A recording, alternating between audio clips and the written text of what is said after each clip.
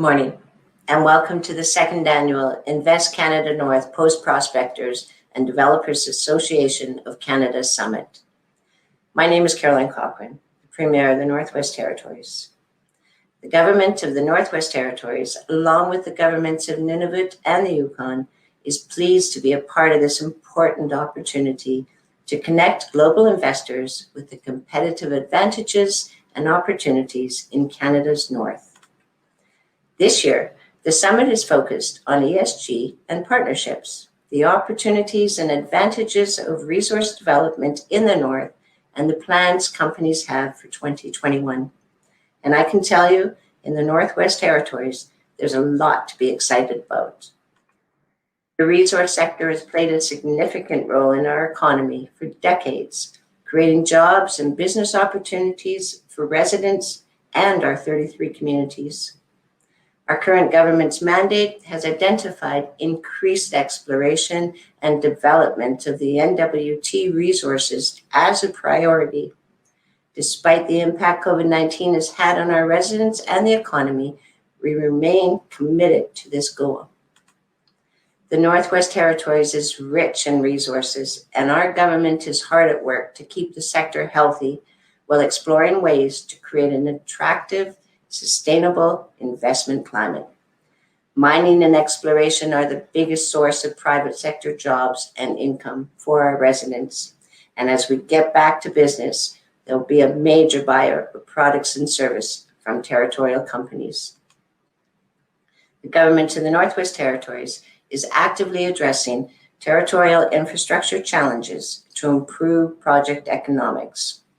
Working with the federal government, we're investing in road and energy infrastructure like the Tolson Expansion Project and Slave Geological Province Corridor that will help connect resource-rich regions of the territory to markets, help green the mining industry, and lower operating costs.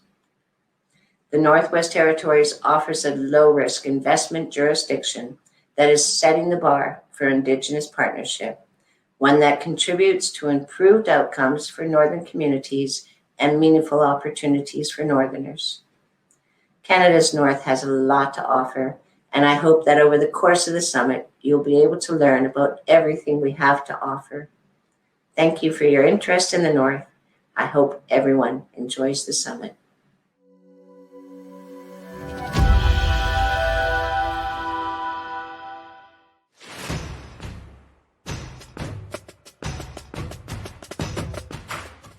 Okay, well, welcome everybody. We've got an exciting panel here today with three experts within the mining space from the territories. First, Peter Tallman with Klondike Gold.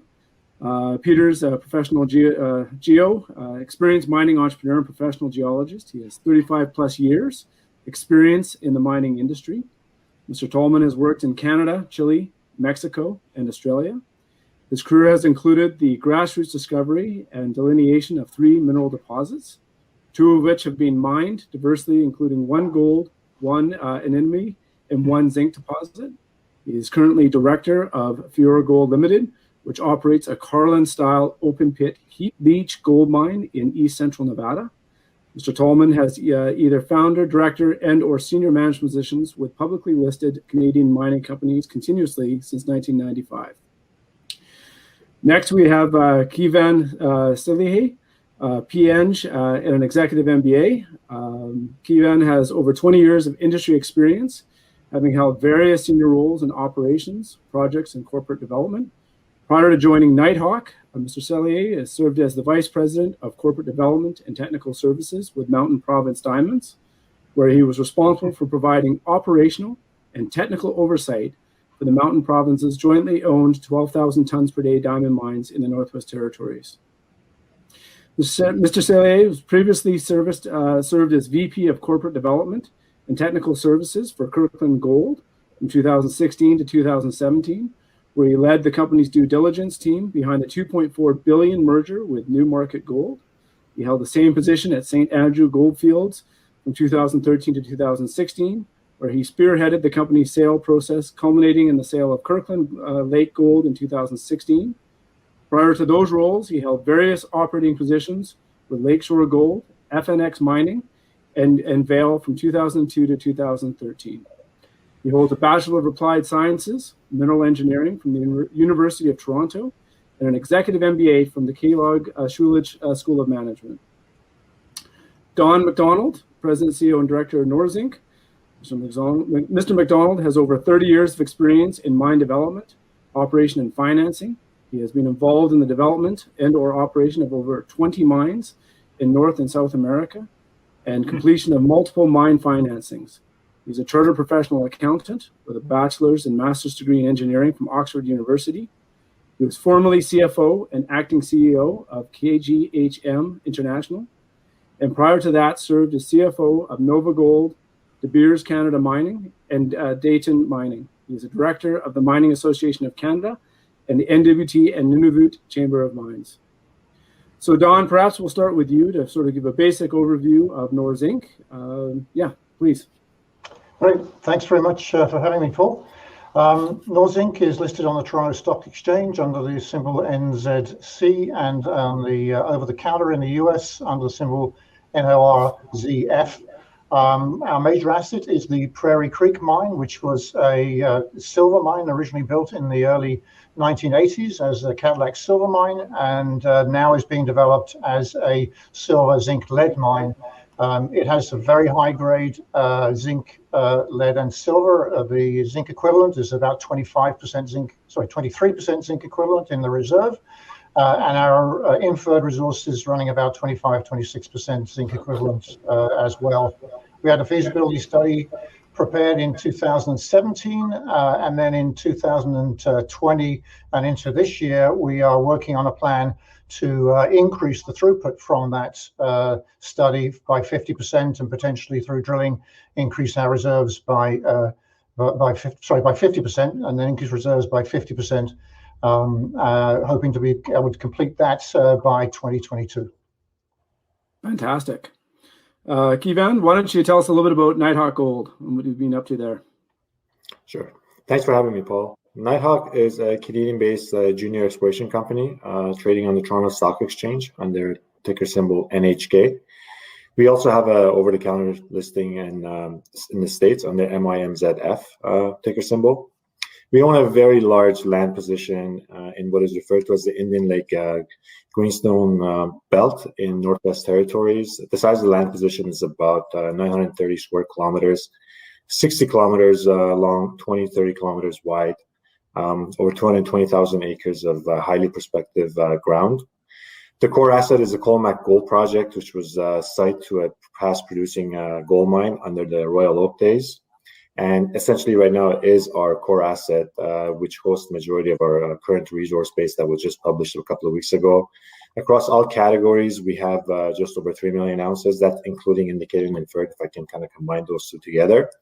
But in addition to that, there has been a lot of targets that have been identified on the big land position that haven't really been tested. And our vision really is to aggressively over the next 2-3 years explore our grounds in an effort to, one, increase our resource substantially, but more importantly, our long-term vision is to work towards building Canada's next gold mining camp. We believe that we have the size and the scale and also the targets and the assets that can actually over a long period of time deliver that vision for us and our shareholders.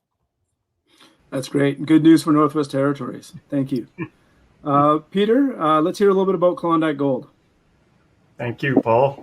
Klondike Gold is centered in the Yukon on the Klondike Goldfields. So we trade on the TSX Venture under the symbol KG. We trade in Frankfurt. So we have a European listing under the symbol LBDP, and we're also on the US OTC under the symbol KDKGF. The Klondike Goldfields is our only property. It's our sole focus. And we own 600 square kilometers of basically the entirety of what you would consider the Klondike placer goldfields. We are a junior company. My preference historically and the small group that I have with me right now, we go and make discoveries from places where there is currently nothing. So the backstory to Klondike was for 120 years, there's been 20 million ounces of gold mined from surface gravels. with no considered known source until now. And what I did was take on this company 5 or 6 years ago with the objective of doing basic geoscience and mapping it for the first time. This is a matter of interest to Canadian geologists. It had never been mapped. And discovering the sources of the Klondike. And so we've progressed. We've made multiple discoveries of orogenic gold deposits, or gold mineralization, and we are working on our maiden resource estimate due in 2022 that will actually for the first time document that there is gold in those hills outside of Dawson. And I would note that we're on the traditional territory of the Trondheim-Gwich'in. That's great, Peter. Thank you for that. So I think, we'll talk about a few topics here today. The first one is around environment, social governance, otherwise known as ESG, and various partnerships. Starting out, how are you incorporating ESG into your business model, and how are you leveraging it to attract investment capital? And Don, maybe we'll start with you in exploring that topic. Sure. So ESG, for those who are not familiar with it, is obviously environmental, social, and corporate governance. 3 absolutely critical areas for developing mines, and also very interesting and attractive for investors right now. There are a number of investors that will do a rating of the company's ESG, and they will determine their investments based upon it. So on the environmental side here, working and developing a project in the north, I think we're all extremely familiar with environmental concerns, environmental issues. We have a very rigorous systems of development within the territories, and I believe that building a mine in the territories is one of the most, the environmental conditions are some of the highest and toughest in the world. So you have to be super aware of environment, and it's very important to develop a mines in our area. We're in a much better positioned, I think, from an environmental side than many parts of the world.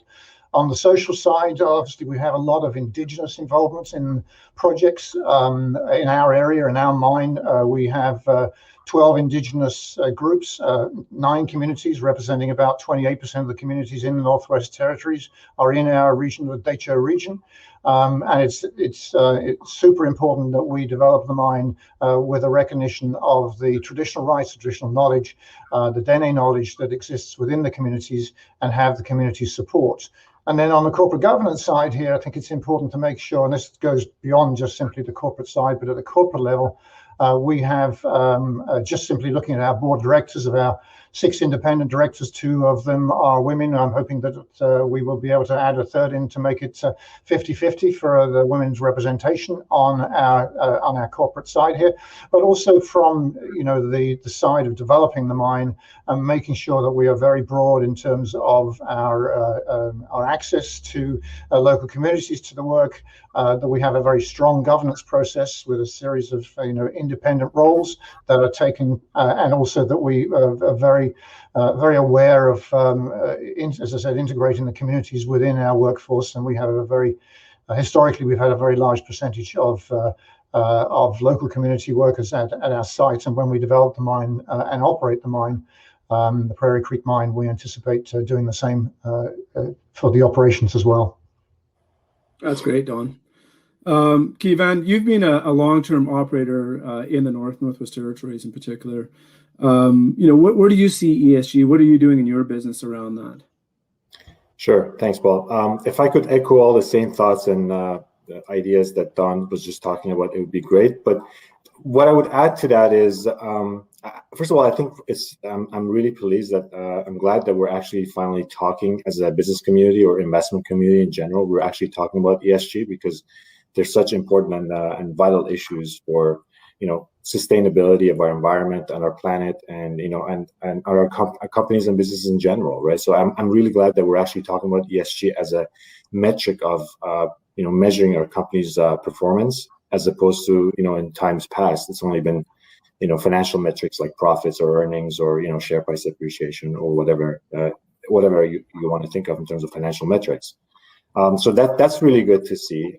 For us at Nighthawk, really is it's our vision and mission statement, and our core values are essentially in line with the guiding principles of ESG. I think there's been a lot of work and research has been done by big financial institutions that actually prove that having those principles can actually drive profitability and sustainability for our companies and businesses going forward. And that's really for me the big thing at Nighthawk is how do we include that into our DNA and think about our people, the environment that we operate in, to ensure the sustainability and longevity of our business and the local communities that we operate. That's great. Thank you. Peter, a bit of a different bend on this. You mentioned Trondheim First Nation and recognizing them for their traditional territory. One of the things that we've experienced here in the territories is a lot of inclusion Indigenous within the supply chain. What are you doing or envisioning doing, bringing Indigenous within the supply chain and including them within the business side for Klondike Gold? Well, as a preface to that, Klondike Gold is a different size company from either of the other two. We're very, very small. We have a total of 5 permanent paid employees. And so we don't have the metrics that really apply to senior companies, nor on the financial side do any of the funds that basically the senior professional funds mention ESG to us. And so ESG to Klondike Gold is solely driven by me as CEO. And I'm fairly certain have been way ahead of this.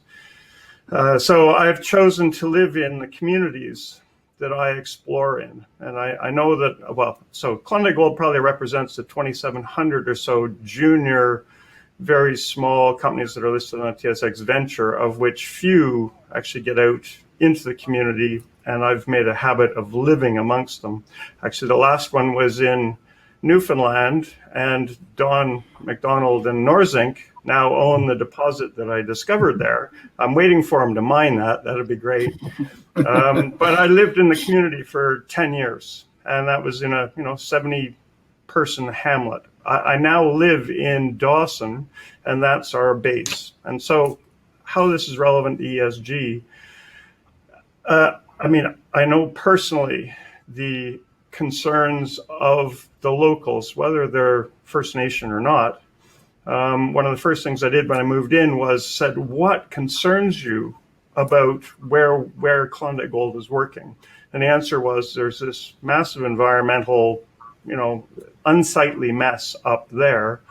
And we went and cleaned it up immediately, won an environmental remediation award for hard rock for that year from Yukon. And so the behavior is listen to the concerns of the community first and make sure that as an ongoing basis, the community is at least informed. There's dialogue, there's respect, and there's also inclusion. And so you asked about supply chains. Basically, the Trondheim operate 4 different business prongs, but they have freight, they have fuel, they have heavy equipment, and then they also have hotels. And we use all of those services every day. Yeah, that's great, Peter. It's inspiring, actually, and making Dawson City your home for now. Good for you. That's my favorite city in Yukon for sure. On that note, actually, we have because we have so few people, I've always hired locally anyway, regardless, because that's the most efficient way to conduct a business. And so a half or more of our annual employees are First Nation, and the majority are in Dawson. And so there's, anyway, another COVID bit coming, I'm sure. But now that all the Dawsonites are, last year we couldn't have any of them, and we could not actually contact our employees or anyone in Dawson. We were just cut off even though we lived there. And this year I'm really looking forward to seeing everyone again. It'll be a good year. That's great. That's good. Good for you. Don, you mentioned you've got a number of Indigenous groups that are impacted by your project. So I think this is a great question for you around that Indigenous inclusion piece, particularly on that supply chain. What are you doing now, and what are your thoughts going forward? With the plans of going into production?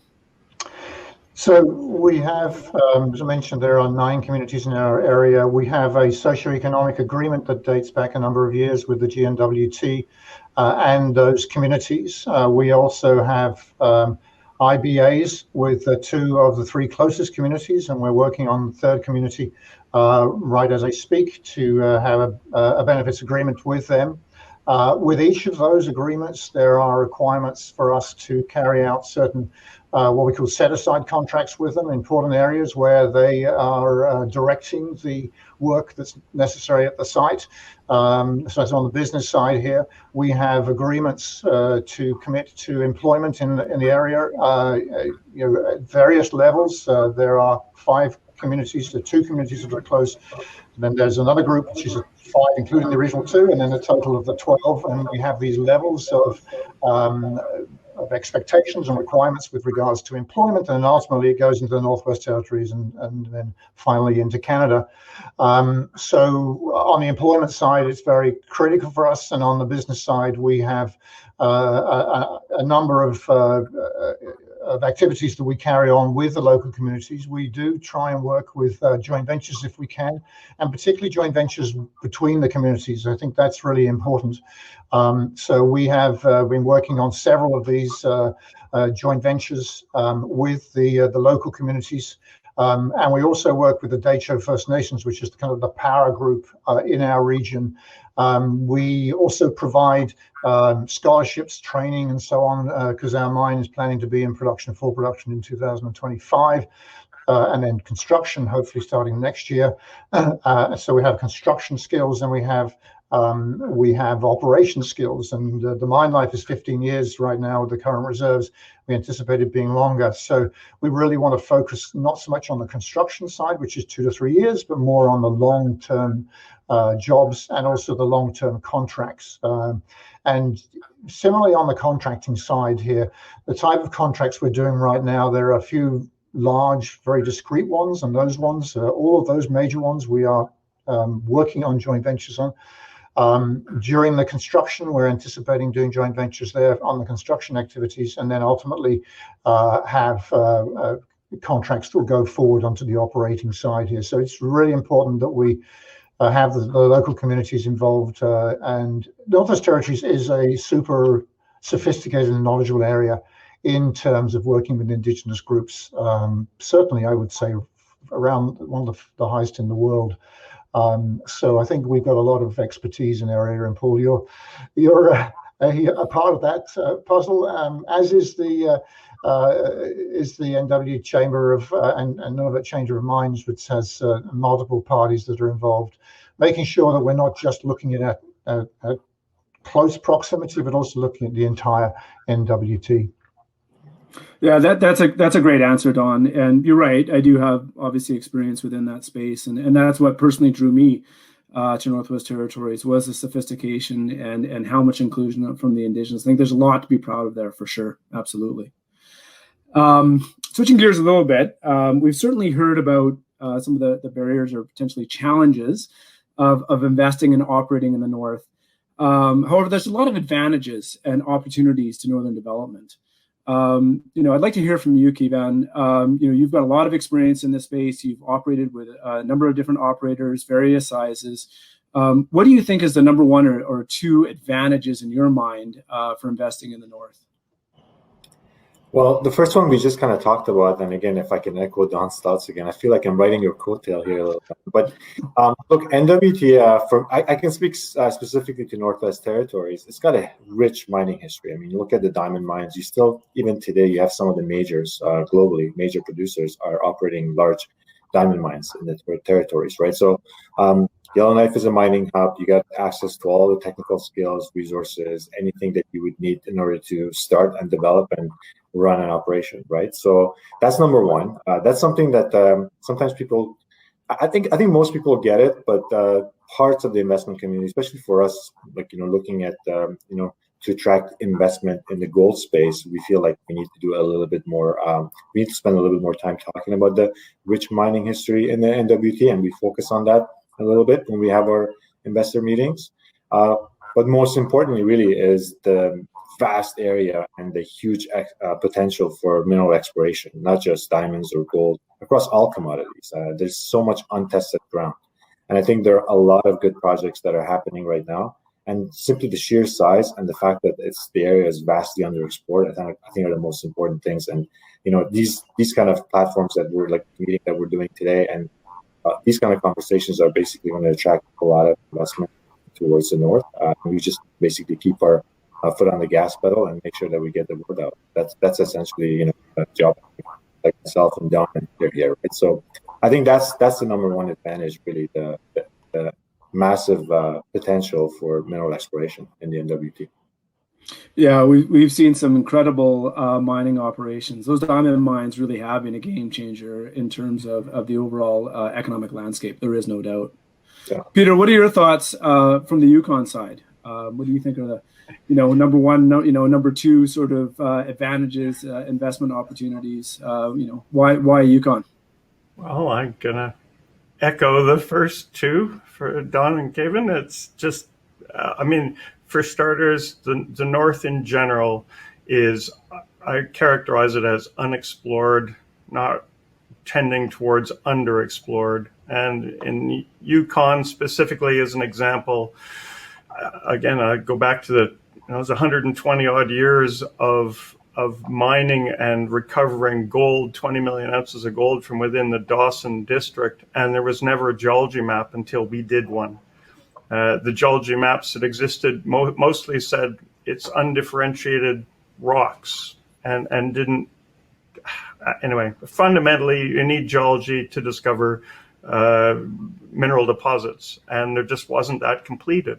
So just on that level, it's grossly underexplored. There's great potential. The other investment thing that I really like to get across to mostly the bankers in Toronto and New York is that for Klondike and specific companies, if you're operating in these major communities, this is not a northern story. Klondike is not. Our unit costs are some of the lowest in Canada.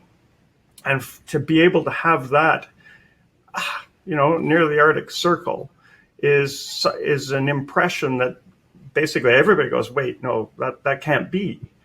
I'm going, well, no, look, the infrastructure is there, the highways, the roads, the power, all of that has been put in at great expense, mind you, by, over time, but it exists. And this is not just a simple, very expensive, very frozen, you can't operate, when in fact you can. And so I push that because that is a preconception that is false, and particularly from an investment perspective, that needs to be changed. Yeah, absolutely, Peter.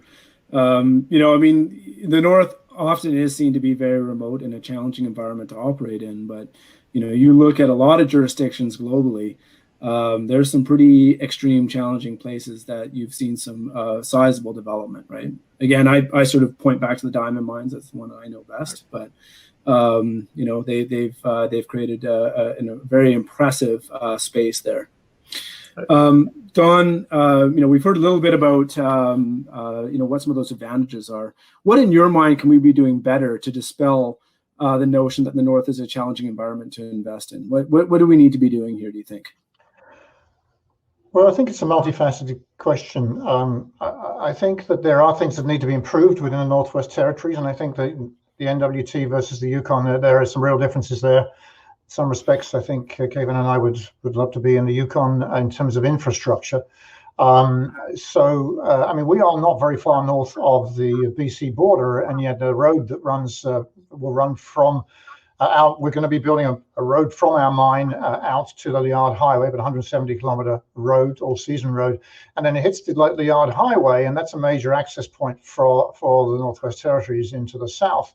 And that road could do with some improvement. So I think there's an importance to improving some of the infrastructure and actually, frankly, supporting the infrastructure development for a number of our projects. I think that we've been spoiled somewhat with the diamond and the gold mines. Because I come from a gold background largely, although I did work for De Beers for a short period of time.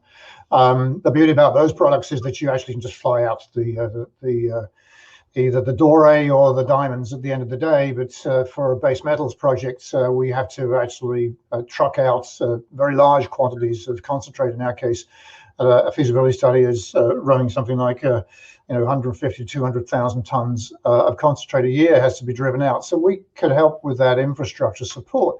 But once we've got the access roads, then it is arguably plain sailing. You've got the access to get into the south and get to railheads and deliver into the world markets. So the great thing I think about the territories and all of our territories is, as Kevin was mentioning, that there's a huge resource there. I mean, our deposit, the Prairie Creek mine, is the third highest grade undeveloped zinc lead mine in the world, at 20, and just ignoring the silver in it, at almost 17% zinc lead. And the other two mines that are above us are in the DRC and in Indonesia, not the easiest places to do business. So we have this, and the diamond mines were, NWT was producing more than 10% of the world's diamonds in its heyday for many, many years. But we have this wealth of development assets. It is expensive to do business in the NWT, but once you've got all of your permits and got yourself organized, it is a great place to do business, although it is somewhat costly to run anywhere in the north. And if I may, I would like to kind of also talk about the development of the mines. Also actually helps the local communities. In our case, all power has historically been generated by diesel. We will be generating power through LNG. And by doing that, we will be assisting the local communities who also want to put LNG in place to improve the environmental situation within the communities. So it's not just a matter of what we kind of take from the territories and the inputs we get from the territories, but I think the mining also adds back into the communities as well. Yeah, that's great, Don. It's funny that you mentioned being envious of Peter, in this position in Yukon with infrastructure. If you look at historically, some of that key road infrastructure was actually developed with a lot of influence from the United States, right? So I think there's an opportunity here, from Canada to look at that sort of national vision and how we develop those other two territories, right? And I think that's coming. You're seeing a lot of Indigenous starting to put some pressure on some of that stuff, which is great. We look back and cast our eyes to 2020. It wasn't the easiest year for anyone, and certainly operators, mining operators in the north. If we look at COVID and restrictions for travel, et cetera, I'd like to hear from you, Kevin, in terms of your plans for 2021 as we emerge into a more vaccinated world. What do you see for this year coming up? Sure. Well, 2020, as you mentioned, it was a tough year for everybody. No different for us at Nighthawk. We once the pandemic broke, we had to halt operations, and we obviously adopted and implemented certain COVID-19 protocols. But we managed to get back into camp, and we got about half of our exploration campaign done, roughly half. And we think we have the right policies and procedures to go back in this year. This year, operationally, we have our largest exploration campaign to date by the company. We're planning on doing anywhere from 70 to 80,000 meters of drilling, which is double what the company has done in any given year prior to COVID-19. To answer your question, look, we are approaching this year again very cautiously. I understand that we're moving towards a vaccinated world whenever that comes in Canada anyways. And I say that at the risk of being a little bit critical of our government and how this has been going on. I'm sure everybody feels that way, but look, everybody's working hard and we'll get there. But this year, I think we have no choice but to approach our operations and our plans very cautiously and making sure that COVID is still with us. Not everybody's going to be vaccinated when we actually open our camp in the next couple of weeks. So yeah, it's hoping that 2022 is going to be a year where we don't have to worry about this as much as we are right now. Yeah, that's a great response. We've got to look for brighter days ahead for sure. Don, how about yourself? Yes, it's a very exciting year ahead of us and for next year. No question that last year COVID affected us. We were planning an ambitious underground drilling program on our project, and clearly with the markets the way they were and the access, and frankly the safety was a big concern for us. We had on average about 4 people on site doing water treatment and other things during the summer months, and we planned to go to 40 people for the program. And we saw some real difficulties in being safe for everybody, and we basically, together with the fact that the markets were not open because of the uncertainty of the risks of COVID on the workforces, we had to postpone that work. And we're not like an operating gold mine or an operating diamond mine, which has a huge amount of infrastructure already in place operating. And so for 2021, our plan is to try and do that underground drill program, but we're still in COVID. I mean, what's great is that the NWT is such a safe place to be, but it still has very difficult protocols, and the world is still on a financing basis in a COVID environment. So the plan is to go underground, then to start hopefully a construction of a Pioneer Winter Road early next year, with the hope of starting full construction next year. But that very much is financing related and COVID-19 related. And every week that goes by here that the territory is not open, and that frankly BC and other parts of Canada are not fully open, delays our plans. The other thing that we're working on is, because, as I mentioned, we were originally historically a silver mine, is the redesign, which doesn't actually require us to physically be on site, where we're looking to increase our throughput, as I said, by 50%. That will get us to a point where silver production will be about 3 million ounces a year. Previously, silver represented about 15-16% of our revenue. With our current plans and current prices, we'll be looking at something closer to 30% of silver revenue. So we won't be a gold company, but we'll be a silver company. And that's important from a financing viewpoint, because there's no question that precious metals are still, despite the slight decline in the last few months here, are still very, very popular and very robust economically. Yeah, that's great, Don. Peter, you've got a bit of a smaller operation, but obviously still very much impacted. What are your thoughts around this? Well, I mean, to begin, 2020, the most stressful time I've ever had trying to manage and put together an exploration program. And the primary requirement was, first and foremost, that there could be no possibility of transmitting COVID into the Tronic-Witchen and Dawson. And morally or ethically, it just wasn't on. And we still, our Klondike Gold managed to get in and was the first to be drilling in 2020, primarily because I made our drillers quarantine 12. They were coming from Whitehorse, but they had to quarantine for 14 days. It became the first and only drill crew available in the territory. And then I broke everybody into pods on a shift basis. We had a whole pile of operational procedures that meant that even if you were COVID infected, you would not have the opportunity to commit it to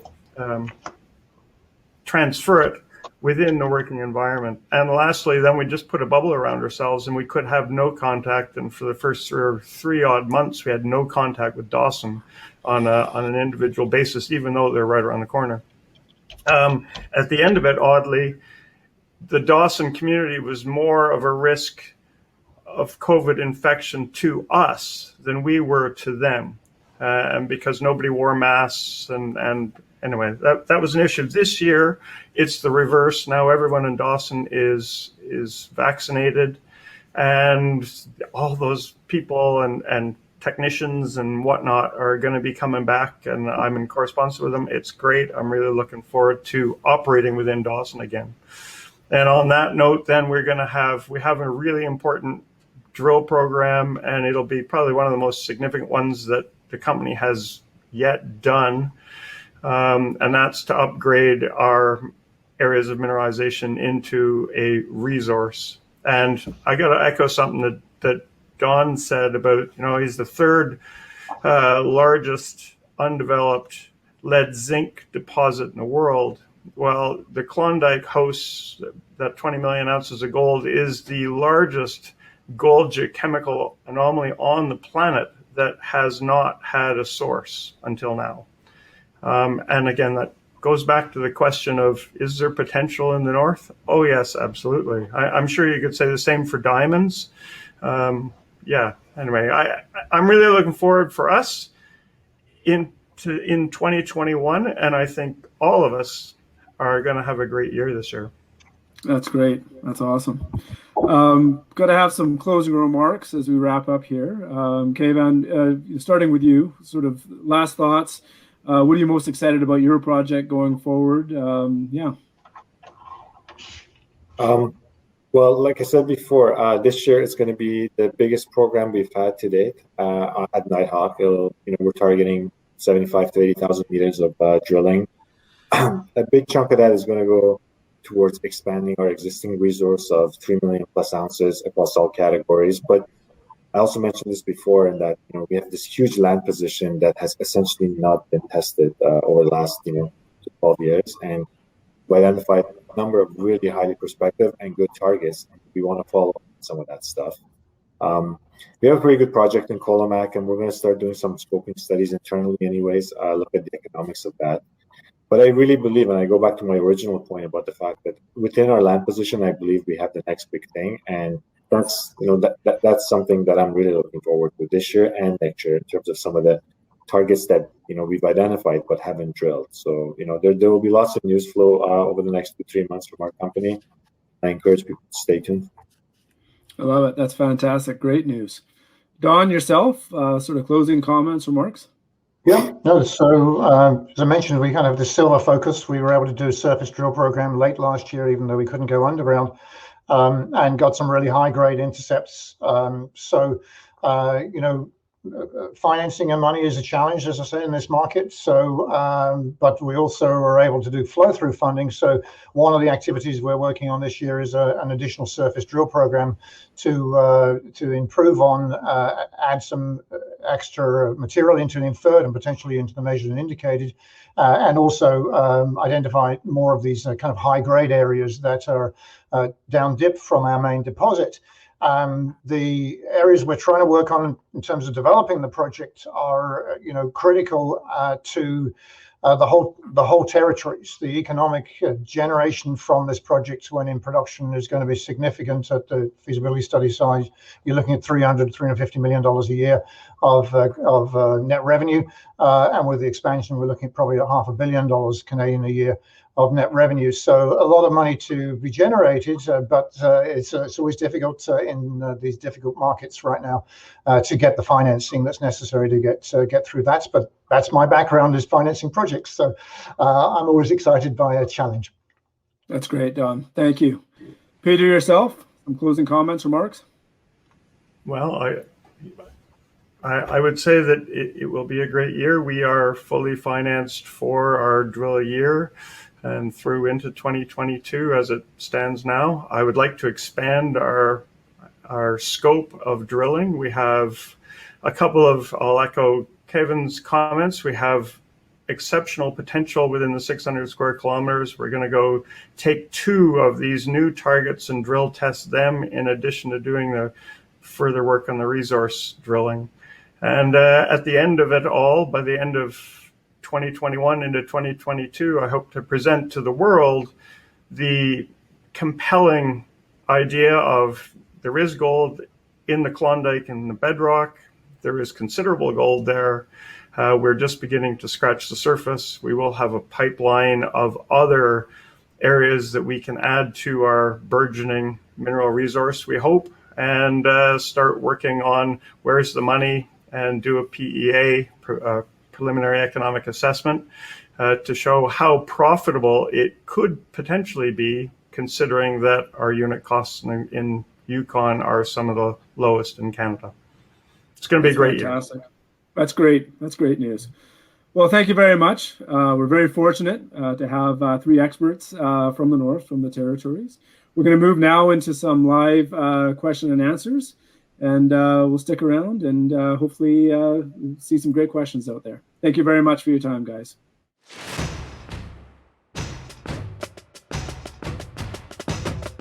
All right, I'm going to jump right in here, kick things off. But the first question we have here is for you, Don. So I feel like this was a good place to start. Have you noticed any change in interest from possible funders as metal prices have risen in the last few months? Yes, definitely from the silver side. Base metals have gone up. Zinc was nudging $1.30, although back in 2018 it was $1.60 a pound. So it's down on that, but certainly it's way better than it was when it was sub $1 a short while ago. So yes, more interest in it, and also zinc. Zinc has now been chosen as a critical metal by Canada, and so we're very pleased with that because zinc is our largest commodity by revenue. So yeah, there is more interest, and as I said, particularly in the silver side. Right, absolutely. That's great. Here's a question for both of you. So what best practices for Indigenous engagement have you seen in other parts of the country or even international that we could look at bringing into the North? Peter? Go on. Oh, okay. Well, for a time, I worked in Australia, and I think Australia in general is light years ahead of Canada in terms of engagement with First Nations, the Aborigines, and how. Just in general, I think Canada is probably 20 years behind, and that there's a model there. Originally, it was a rocky start for Australia as well. And over time, and particularly recently, I think that the whole business and governance aspect of it has come into the forefront, and it's a much more comfortable relationship in general. Right. Don, anything to add? Yes, I mean, my experience is more in Alaska. I think the system in Alaska is just excellent. The way that the treaties have been settled in Alaska, and that was largely because of the pipeline that was built in the 80s, that they've settled their land claims. So there's a real business-oriented nature to dealing with the native corporations, as they're called in Alaska. In Canada, I think we're doing okay, but there's an area that I think would help us in the Northwest Territories, and that is the engagement process. And when you're developing a mine, you go through multiple levels of permits, and we're asked by the process to engage every time. And to be honest, the feedback we get from our local communities is, I thought we told you we're okay with this, so why do we need to come back again? So if there's a way to kind of fix that engagement so that if a party, is approved an overall project, that you don't have to repeat the engagement again and again and again, because it's time consuming and suboptimal for the local communities. Right, of course, that makes sense. Peter, do you have something to add? Well, I know in the Yukon, the bandwidth that the First Nations individually have to evaluate these things, and I'm speaking particularly of Trondikwichen, they've got the Kaminak discovery that's now became Goldcorp, now Newmont, trying to advance to becoming a mine. They have Golden Predator, which is just outside of the town as well, which is a restart of an old mine. They're dealing with all sorts of permitting applications from placer miners as well. They're swamped. And so asking to re-engage at every step, to echo Don's comment, they just don't have the time or the physical people to do that. And so I think it's far more difficult, and that's something that should be recognized even in the legislating of it. And I think it's sufficient that the government look after it and then go to the First Nations. All right, are you still good with it? The plan hasn't changed significantly. It's all good. So. Yeah, absolutely. Thank you. Yeah, Kevin, we have a question for you. How might the Northwest Territories government proposed slave geological province corridor stand to impact and benefit the operations on your property and the possibility of it turning into a mine? Certainly. I think we've talked about this before as a company.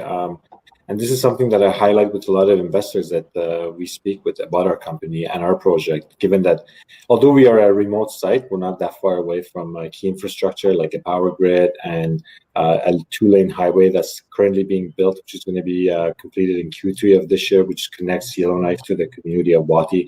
So that kind of capital infrastructure and investment from local and federal government definitely promotes building or development of projects like ours, and eventually going into commercial production. I think that's super critical right now. When you look at projects in the NWT, one comment or feedback that we get from a lot of investors is like, well, how difficult is it to operate in these areas if they're not really familiar with remote operations, right? So for me, power grid and all year round access by road to any project down the road is super critical.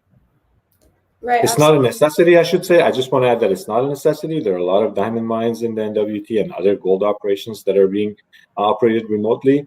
It's just that, if you have that kind of infrastructure, then it takes away from the capital that you need to put to build those projects. And it certainly is a bit of a relief on operating costs when you actually develop those projects into an operating mine. Right. Okay. Well, that actually feeds into our next question, which is what can Canada do to develop the required infrastructure, like roads, to make these projects feasible? And that's for all of you. Well, I'll start with it. There's a fund called National Trade Corridors Fund, which is put in place to assist trade and the corridors for trade. And I think that's very important to see that it's not just connecting community to community, but it's connecting projects to the communities and then to the infrastructure. So that's one area where I think the government can assist road building for the projects as was talked about earlier on, and ports and so on. But with the idea that it generates support for projects that will have many years of GDP generating lives, which help the communities. And then there's the Infrastructure Bank as well.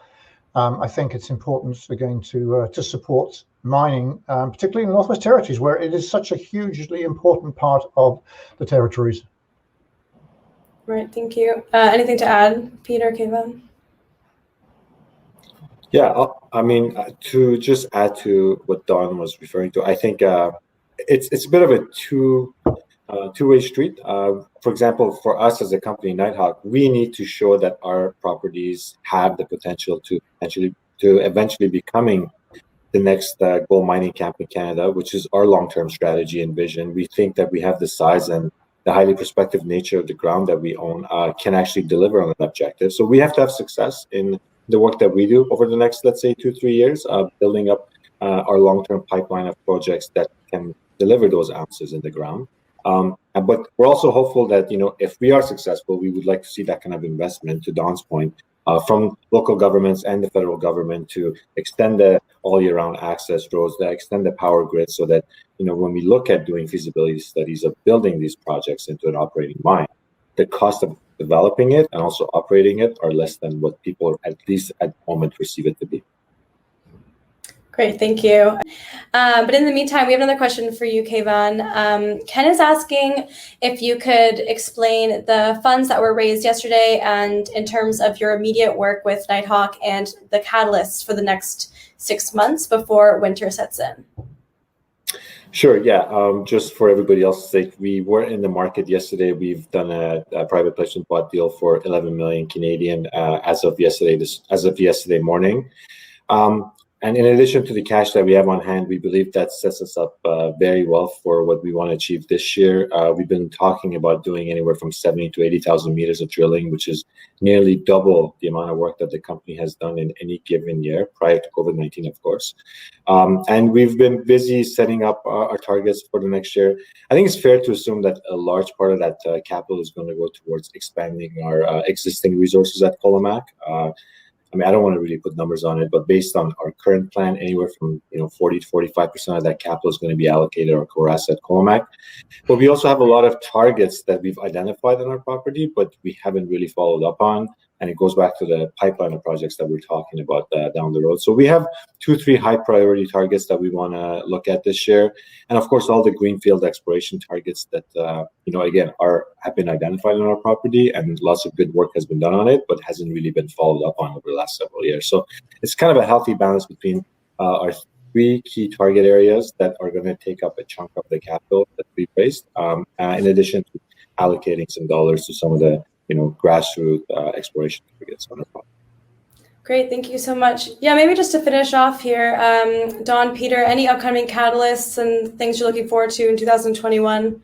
Any closing statements as we wrap up?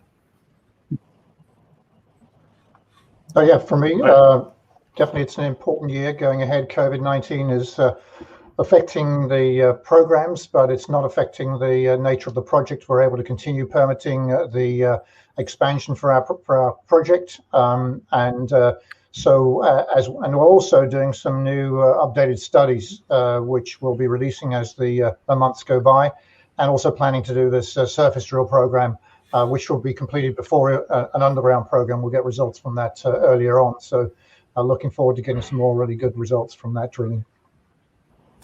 Thank you. My network might be on now again. Sorry about that. But I'm looking forward to, we have a lot of drilling to do this year, both in and around to define a mineral resource that'll ultimately be published in 2022, and discovery, which is the discovery drilling is always the fun part, the great mystery, and hopefully we see lots of coarse clots of gold come out of the ground. And just looking forward to the catalyst will be early next year, where we can say to the world, yes, there is considerable gold in the Klondike, and we can start planning community involvement in what might be in the future. Absolutely. Well, I wanted to thank you all so much for the wonderful panel. I apologize for all the internet issues. I know I don't look like Paul, but thank you so much for taking us through the Q&A. And thank you everyone for attending, and whoever submitted questions. This summit is being recorded and will be available on 6.com afterwards, so you'll be able to watch it there. Thank you all so much.